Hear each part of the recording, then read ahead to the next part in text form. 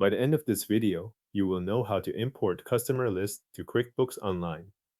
If you are already logged in to QuickBooks Online, begin from the main dashboard, move to the upper right corner of the screen, and click the Settings gear icon. This opens the menu where QuickBooks keeps several account and workflow tools.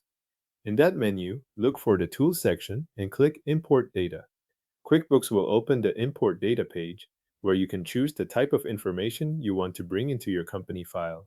On that page, select Customers. This tells QuickBooks that the file you are uploading contains customer records rather than products, vendors, or another data type. Next, click Browse or use the File Upload option shown on the screen. This opens your computer so you can locate the file that contains your customer list. Select the CSV or Excel file that holds your customer information. Then confirm the selection so QuickBooks can load it. After the file has been added, click Next to continue. QuickBooks will now display the field mapping screen.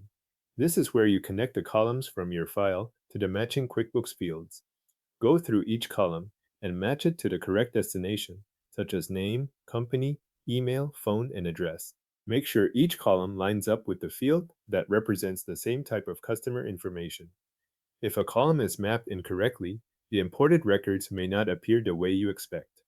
Once the mapping is complete, click Next. You will then see a review of the customer information prepared for import.